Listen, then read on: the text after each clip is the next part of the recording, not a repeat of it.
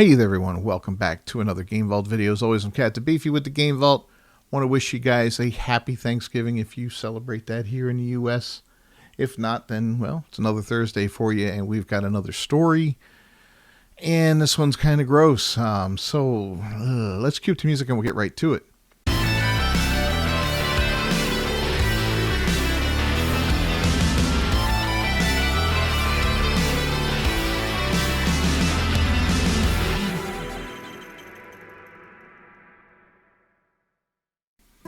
Alright, so there's another one of these DEI type things like Sweet Baby Inc. and Black Girl Gamers or whatever they're called.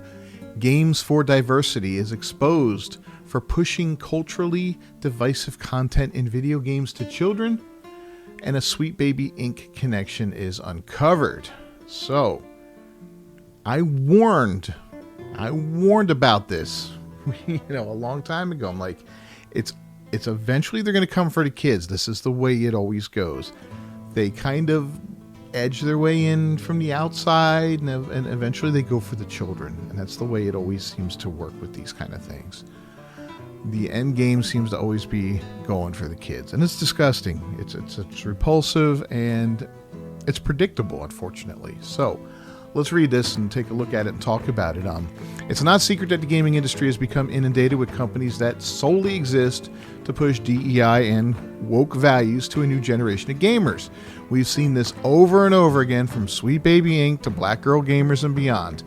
The YouTubers Masters of the TDS and Writing Raven have exposed one such company, a Dutch firm called Games for Diversity, for pushing a culturally divisive game featuring a magical drag display to children. Games for Diversity describes itself on its official website as a company that seeks to improve the representation of socio-cultural minorities in games by organizing events. It then goes on to explain how this is done. Here is their website. Let's go right to their main page here, and it's all gay. Okay? This is what they're all about. It's just this super gay bunch of garbage here. It's always that way. I mean, hooray for you and your, 0.1% of the population of the world and all that. I'm so glad you're proud and all that. But quite frankly, we're sick of seeing this in games and, piss off. But back to the story. By organizing events nationally and internationally, we facilitate a dialogue between game developers and players to stimulate them to create more diverse games and characters. Additionally, we boost the visibility of minority game developers themselves because we strive for a diverse and colorful game industry. What they don't tell you is they tank sales, create division amongst the fan base, and actually help close down studios and put developers out of work.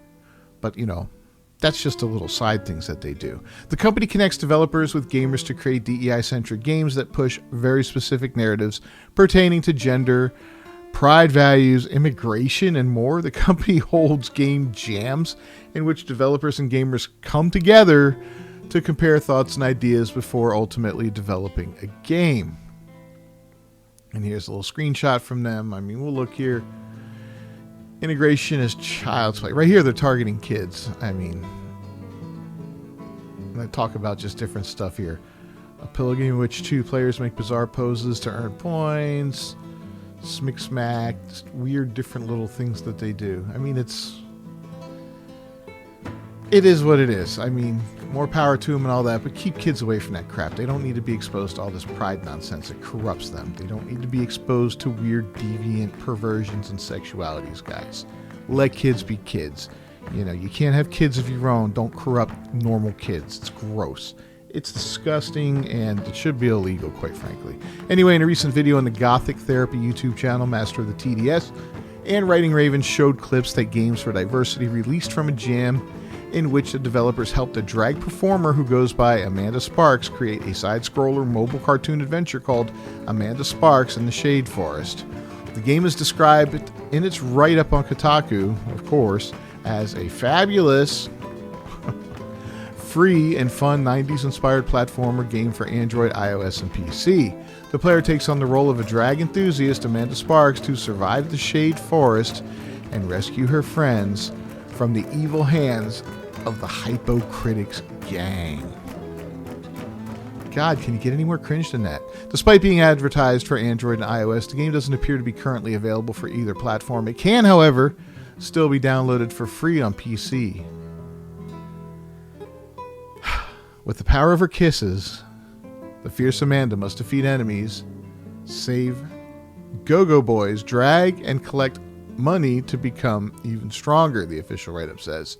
All while keeping her hair and makeup intact if she's ever going to fight her enemies. Might as well look nice while doing that. Despite the subject matter, the game isn't listed as being for a mature audience, and downloads are not restricted by age. I'm kind of thinking something like this should be.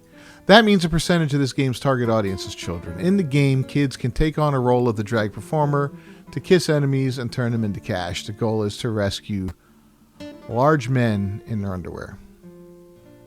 But it gets worse.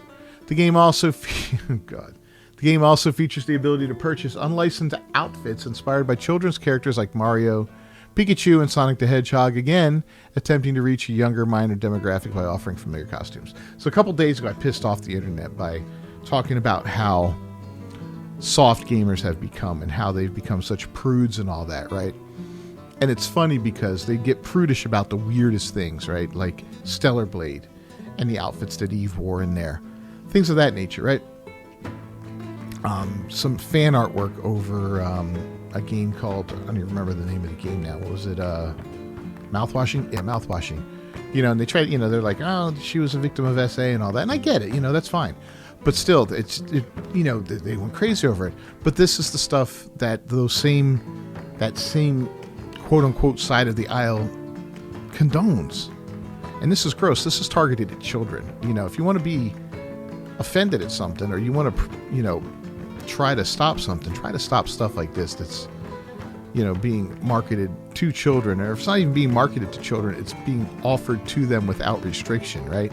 A kid can go download this and play this, and yeah, it's gross. It's really gross. Anyway, the boss battles in the game feature thinly veiled social commentary like the Bully Bull, which appears to be a monstrous take on a normal man.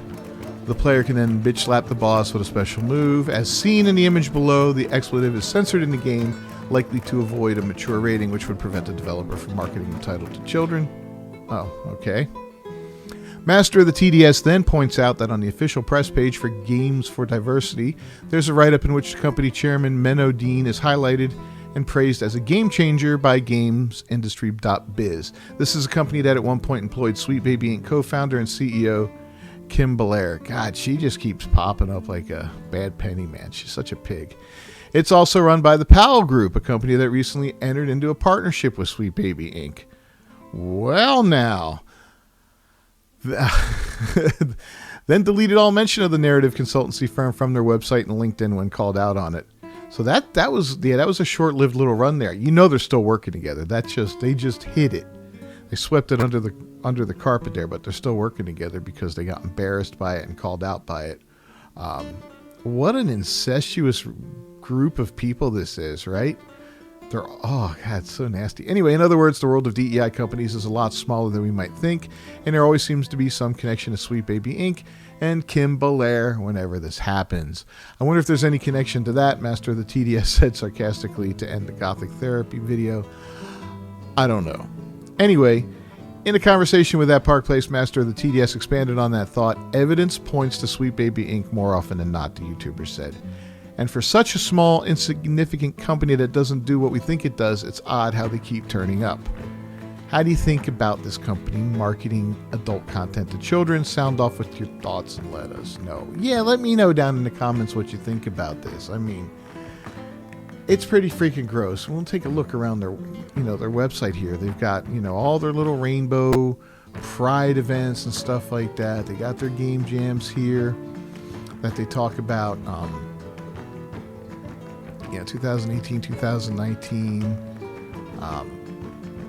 Around. Doesn't look like they've done anything since 2019. Probably because of COVID. They're probably all still too scared to get together outside and all that. I hear some of their partners and all that. I don't recognize any of this here. All smaller things here. Oh, here's some frequently asked questions about game jams. How long does a jam take? Usually Saturday morning until Sunday afternoon. Don't do overnight jamming. Ticket money is spent to make them happy, or to make them happen. The income they get is used to cover location, drinks, and food. It's an event where a group of people make games together in a short amount of time, usually a weekend. You can join if you're not a programmer as a participant. Some team building games to get to know each other. Depending on the budget, it might include drinks and food. Yes, you have to bring your own hardware, and depends on the location if it's wheelchair accessible. It's a weird question. Okay, so yeah, that's what it's all about here. Got some support page here. Yeah, this is the people. This is what they're all about here. Resources. Data. People want more diverse games. No, they don't. We've seen that proven time again. You know. Anyway, yeah, let me know your thoughts down below in the comments. This is something that we really got to get out of gaming. These kind of companies need to go. And, you know, just keep fighting back with your wallets. 2024 was a very successful year. We've seen games fail time and time again. These woke, quote-unquote woke games just get destroyed out there when they're released. The latest one was Dragon Age Veilguard. We've got Avowed coming out next year, and they're already spouting off about, you know, the one developer there is spouting off about how he wants to piss off Elon Musk, so he's putting pronouns in the game just to do that. You know, he's hamstringing the sales of the game, man. I mean, they're so stupid. So I can't wait to watch that one fail as well. Leave a like on the video. Don't forget to subscribe to the channel and ring that bell for notifications. I'll see you next time. Once again, happy Thanksgiving, everyone. I'm Captain Beefy with the Game Vault. Until next time, peace.